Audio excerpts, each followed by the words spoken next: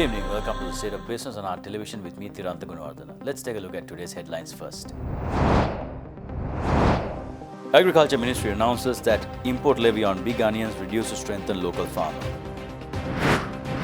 And the BOI chief suggests that Sri Lanka should have an effective and reliable energy policy. In your top story today, the Ministry of Agriculture, Rural Economic Affairs, Livestock Development, Irrigation and Fisheries and Aquatic Resources Development announced that the import levy on big onions has been reduced by 39 rupees per kilo with effect from midnight today.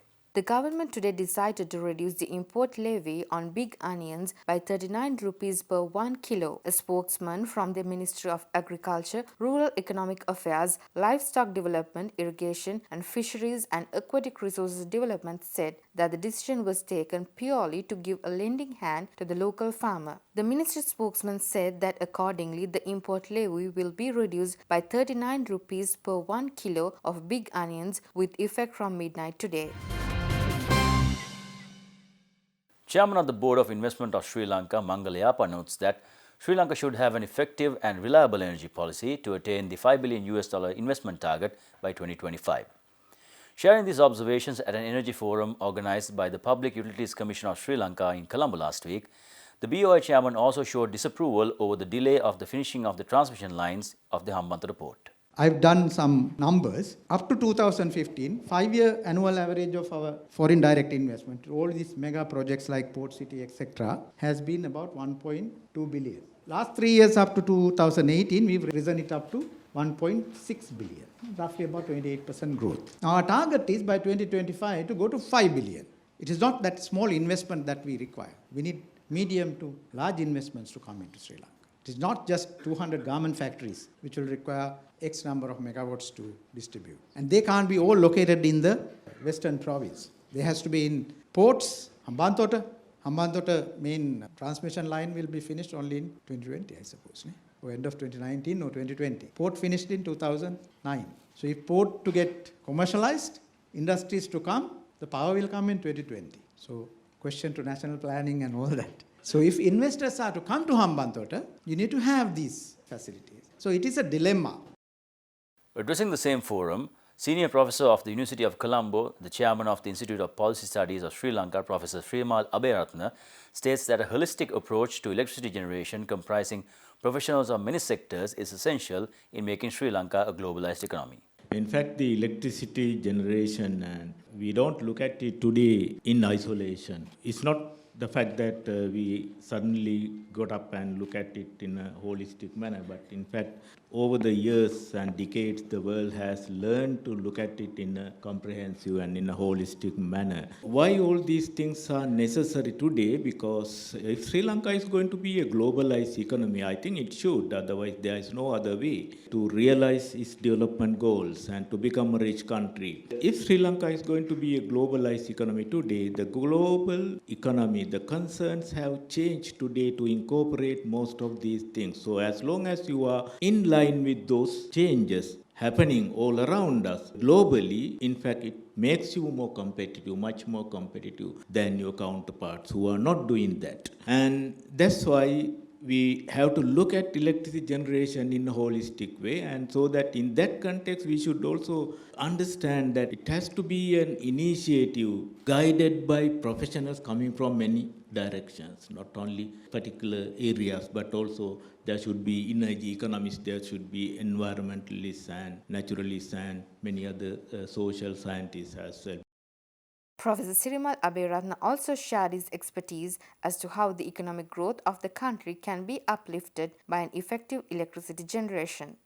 In fact, the connection between electricity generation and economic growth, there are two-way connections. One is due to the ex-ante factors, which means actually economic growth comes from industry growth or manufacturing growth and commercial growth, so that industry and commercial demands for these sectors demand for electricity, so that electricity generation is directly connected to the production. On the other hand, when the economy grows fast, and then it also generates income for the household, so that the people need more electricity as the exposed factor. So at both ends, there should be an electricity demand. In fact, according to World Bank data that I have examined a couple of months ago. I have seen that Sri Lanka's electric consumption is at very low level. In fact, Colombo is considered to be one of the main capital cities in the world which remains in darkness in the night compared to the electricity consumption even in the region.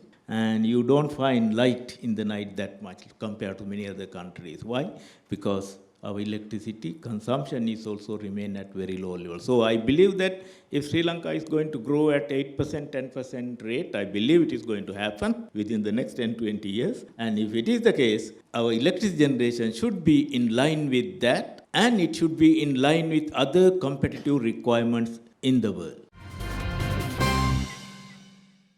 Time for us to go in for a short commercial break. Do stay tuned for more news after this.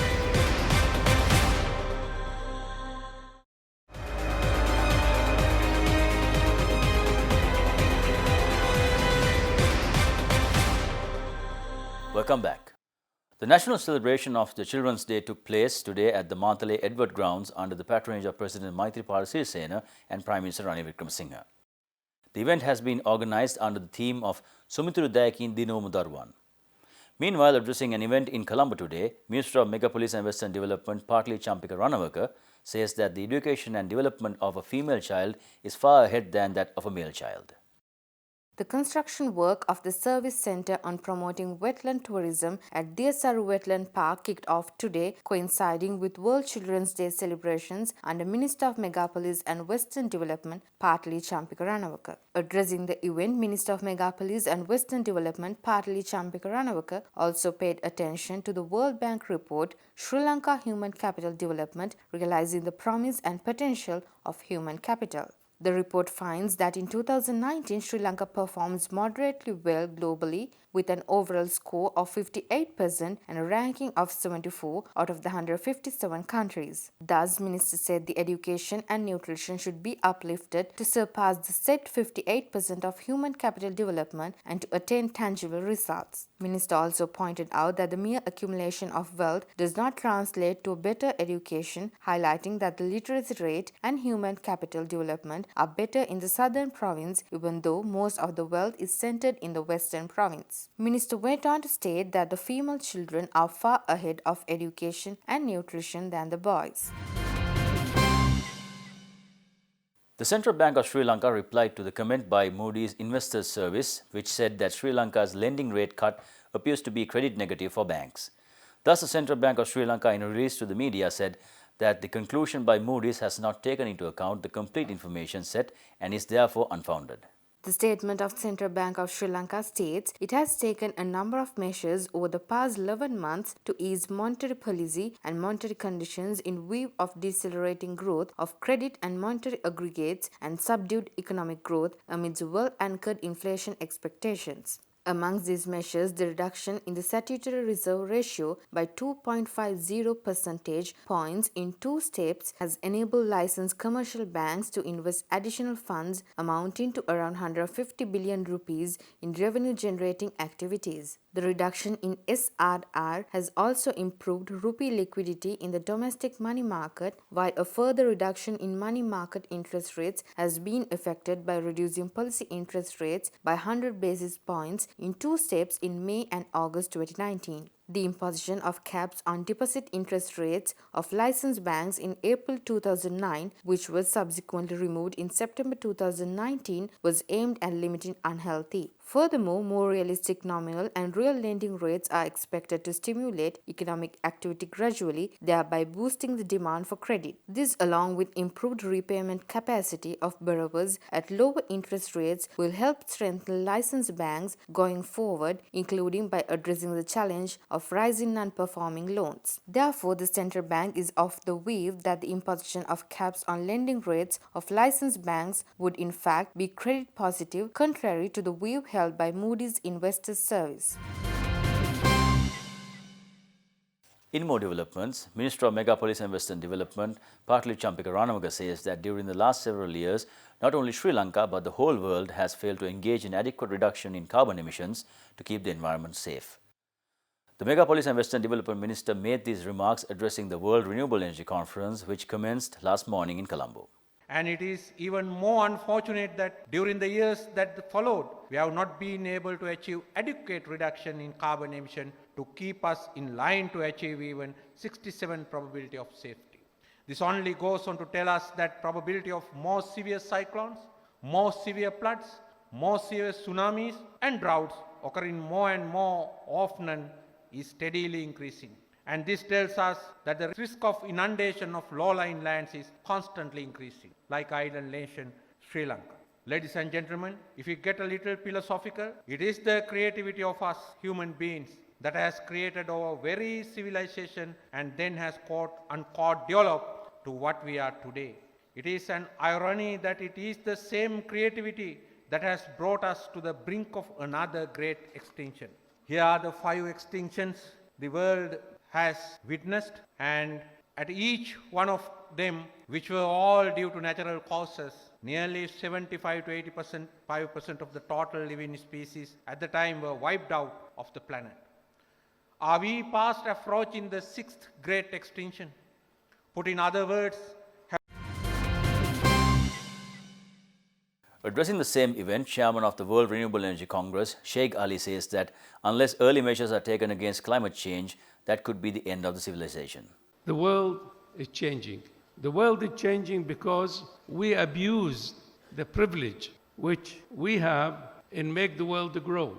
If we listen to people like David Attenborough, is our famous physicist, our famous humanist, he says if we're not careful, if we not take any measures, this will be the end of our civilization. If we listen to the UN Director General, he will say if we're not careful, if we not do something about climate change and global warming, we will not have a world to worry about. But the thing which draw our attention in the world at the moment, about 4 years ago, we had a famous professor from Stanford, and he said the world is going chaotically between socialist, communist, capitalist, and between greed of individual and greed of various company to ruin this world. He said the answer come from the young children. The answer will come from our generation, the young people. And sure enough, that did happen. Stocks ended in a mixed note today. More on that after this short commercial break.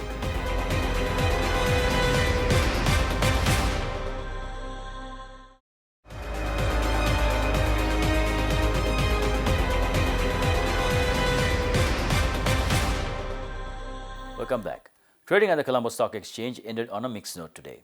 The all-share price index dropped 4.60 points to close at 5,733.64, and the S&P SL 20 gained 1.20 points to close at 2,760.92.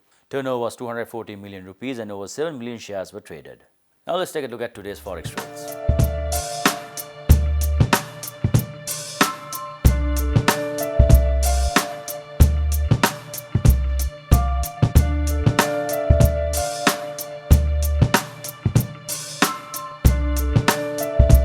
And with that, we've come to the end of today's bulletin. Tune in tomorrow at the same time for more of the very latest on state of business. Until then, take care. Good night.